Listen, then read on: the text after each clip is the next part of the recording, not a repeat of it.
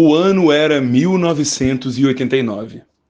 O então governador de Alagoas e presidenciável Fernando Collor de Mello realiza um comício pelas ruas de Maceió quando começa uma tempestade. O que era para ser um comício aberto, com muitos abraços, beijos, se torna um barata-voa inacreditável. É nesse momento que Collor sobe em um muro, escala um telhado, abre a sua camisa e, entre ventos e chuva, começa a gritar de punho erguido que iria ser eleito para acabar com a farra dos Marajás e colocar o Brasil no caminho da modernidade. Esses bastidores da política e que servem muito bem para exemplificar a personalidade de Fernando Collor de Mello está muito bem detalhada no livro Notícias do Planalto, do jornalista Mário Sérgio Conte. E não só.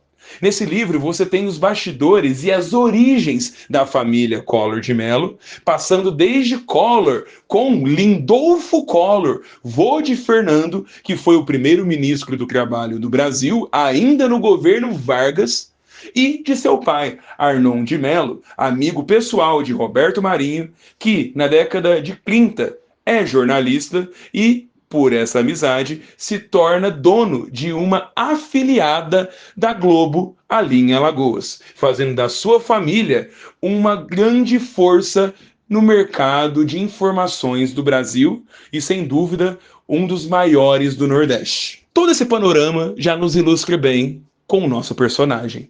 Collor, o caçador de Marajás, vence aquela eleição e se torna o presidente mais novo da história do Brasil. 40 anos e com muita gente falando que só votou nele porque ele era bonito. E é justamente sobre isso que nós iremos falar hoje. Como Fernando Collor de Mello construiu a imagem de caçador de Marajás. Antes de você seguir com esse vídeo, já sabe, meu nome é Felipe Araújo, apelido Forno, doutorando em História Política, e tenho esse canal, o História Direto do Forno, sobre divulgação científica em História. Dê o like, se inscreve no canal e compartilha com os amigos. Agora, sem lenga-lenga, vamos logo colorir esse Brasil.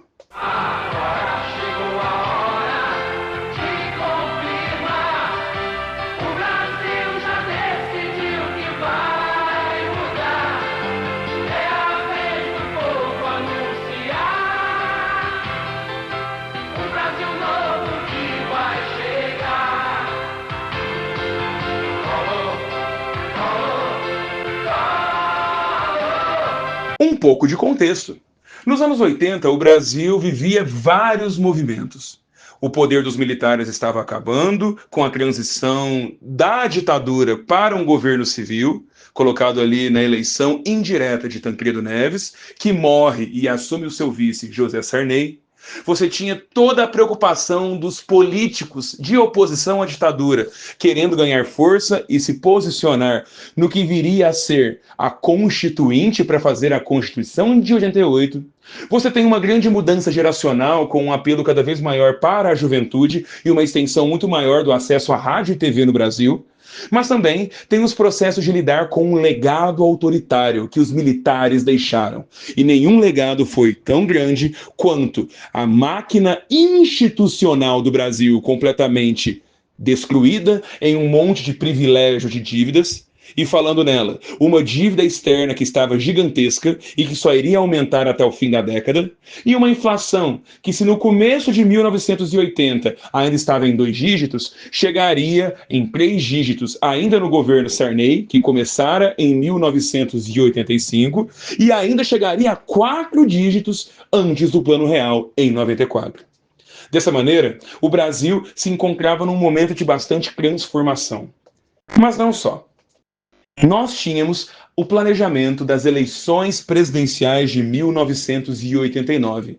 Uma eleição solteira, onde 23 candidatos de várias denominações e ideologias políticas estavam ali, competindo pelo voto do eleitor para ser de fato o primeiro presidente eleito diretamente pelo povo pós-ditadura, algo que não acontecia desde a eleição de Jânio Quadros em 60. Desses vários candidatos, 3 discursos são muito notáveis em várias candidaturas. O primeiro é da falência da máquina pública e da paralisia do Estado. As condições econômicas que foram deixadas pelos militares e que o governo Sarney não conseguiu resolver deixava o Brasil numa situação muito fragilizada e vulnerável. A segunda questão era o ódio ao próprio Sarney, que de Lula a Mário Covas, a Maluf, a Collor, muita gente, para não dizer todos, atacava de forma pessoal o então presidente, visto como um cara que, além de ser incompetente, ainda pegou daquele contexto de transformações para utilizar da máquina pública em prol de seus interesses, seja dentro dos artigos da Constituição, seja para favores pessoais. Por fim, um discurso muito forte era a ideia da transição do Brasil para o chamado mundo moderno. Que mundo moderno seria esse? Um mundo do capitalismo liberal? Um mundo da planificação soviética? Um mundo do meio termo de sempre? Essas pautas eram reproduzidas em vários lugares. Candidaturas mais à esquerda, como de Luiz Inácio Lula da Silva, do PT, Leonel Brizola, do PDT, e muitos outros de várias denominações menores, representavam esse ideal mais à esquerda. De sempre, vamos ter Mário Covas no PSDB, Ulisses Guimarães, o doutor Diretas, que estava ali representando o PMDB, e em perfis mais à direita, podemos encontrar Fernando Collor de Mello no PRN e também Ronaldo Caiado no UDR. Então você tinha várias denominações políticas ali brigando por atenção. E é justamente por causa dessas características que era necessário que o candidato se destacasse perante os outros e, mais importante que isso, utilizasse dessa eleição, que seria fortemente impulsionada pela televisão, principalmente com o advento do horário eleitoral público e gratuito, que teria cobertura nacional e com o mesmo tempo de fala para todos os candidatos, era necessário, então, ter uma evidência. Olga Tavares, no seu clássico Clamor Messiânico, que analisa a construção de Collor como candidato, já mostra que ele, desde que foi colocado numa carreira política pelo seu pai, ainda para ser prefeito biônico de Maceió, e depois deputado, e depois governador de Alagoas, vai se construir como uma pessoa que vendia a jovialidade e a eficiência como marca de atuação política. Mais do que isso, quando ele assume como governador, ele faz um choque de gestão em suas palavras que defendia, acima de tudo, a moralização. Era o chamado pacote de moralização que iria retirar os funcionários fantasmas da máquina pública alagoana, que, nas suas contas, compunham 50% do funcionalismo. Na visão de Collor, então, a causa dos problemas do Estado era causada pelos funcionários públicos que não trabalhavam, recebiam, perpetuavam desigualdades e destruíam o atendimento ao cidadão. Esse discurso, que nasce em Alagoas, é muito importante para colocarmos em uma dinâmica de processo histórico, já que quando em 89 Collor começa a destoar e se colocar em evidência, isso, que era estadual, se tornará uma plataforma nacional. E não apenas isso. O próprio Mário Sérgio Conte conta que em 87, quando Collor assume o governo de Alagoas e faz esse choque de gestão, Collor não era o único. Tinham outros governadores que estavam fazendo profundas transformações, porque era o momento de você justamente colocar novos parâmetros institucionais em um momento de tamanha transformação no Brasil. A grande questão é que Collor nem era o mais citado, já que ele governava um estado considerado menor. O ponto é que quando programas da Globo, como por exemplo Globo Repórter e Fantástico, começaram a fazer campanhas entrevistando vários governadores, várias reportagens nesse sentido, Collor se destaca. Utilizando muito da sua assessoria de imprensa, ele vai conseguir conversas com a Veja, com a Isto É, e depois entrevistas dentro da dinâmica do Jornal Nacional e do próprio Fantástico. Dessa maneira, Collor começa a se posicionar, mas ainda não de uma maneira nacional. O que vai mudar em 89, quando ele vai encontrar o Partido da Juventude, o PJ, que vai se encantar por esse ator político e vai acabar tendo seu nome mudado para um nome bem sugestivo e que já mostra a intenção de demolição das instituições e criação do zero de novas. o Partido da Reconstrução Nacional, o PRN. Collor, nessa plataforma, começa então, desde o nome, a uma ideia de reconstruir o Brasil. A ideia dos Marajás era clássica no imaginário brasileiro. Marajás apareciam no carnaval, uma figura idílica que lembrava dos grandes sultões, dos grandes governantes indianos que viviam em palácios nababescos. Essa ideia bem folclórica serviu como uma ilustração muito forte na mídia e que Collor acabou utilizando na sua própria plataforma.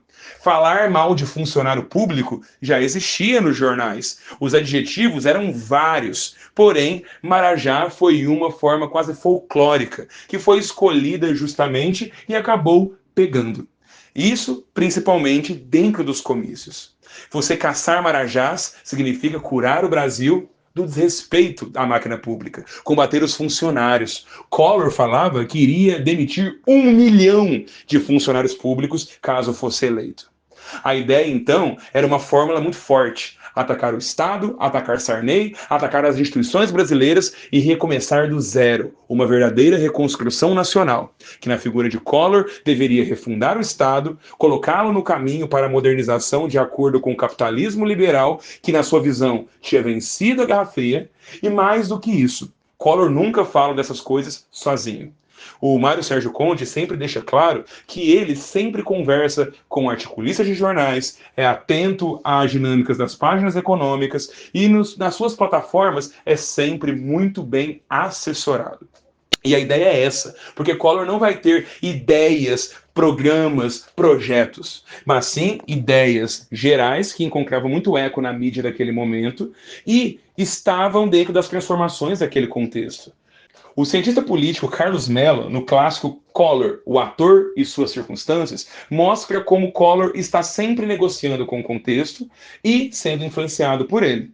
Dessa maneira, nessa dialética entre ator e contexto, Collor vai fazendo a sua plataforma e dessa maneira ele consegue ler muito bem o espírito de seu tempo e transformar isso num grande compêndio audiovisual, recheado de discursos com palavras difíceis, amparado na sua jovialidade, discurso modernizador e moralizante, e também amparado na ideia de estética.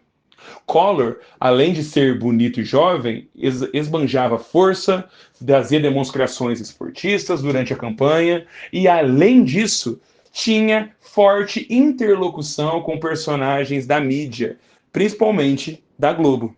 Uma época que a Globo passava novelas como O Salvador da Pátria, que justamente criticava a ideia de escolher pessoas para salvarem o Brasil.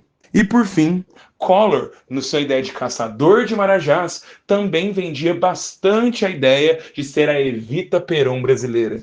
Não, Collor não foi eleito com o voto dos ricos apenas. Ele também teve uma grande votação nas camadas mais populares, que tem uma forte audiência na televisão e que Collor direcionava grande parte do seu discurso, falando que o que ele iria corrigir na máquina pública seria justamente para garantir direitos sociais, como saúde, educação e moradia. Problemas muito caros para o Brasil pobre da década de 80.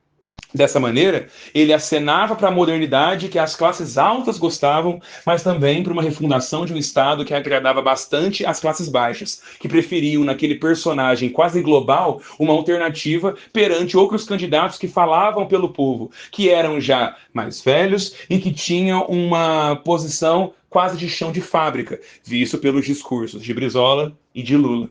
Não à toa, no primeiro turno, Collor ganha de lavada, enquanto Lula e Brizola lutam por um segundo e por um terceiro lugar. Enquanto isso, você tem no segundo turno um Collor que apanhou mais de Lula, mas ainda vence, principalmente nessas pequenos detalhes onde o audiovisual vence muito. Dessa maneira, o caçador de marajás, nessa ideia toda de combater os funcionários públicos, se torna o primeiro presidente eleito diretamente da nova república. E o resto é história.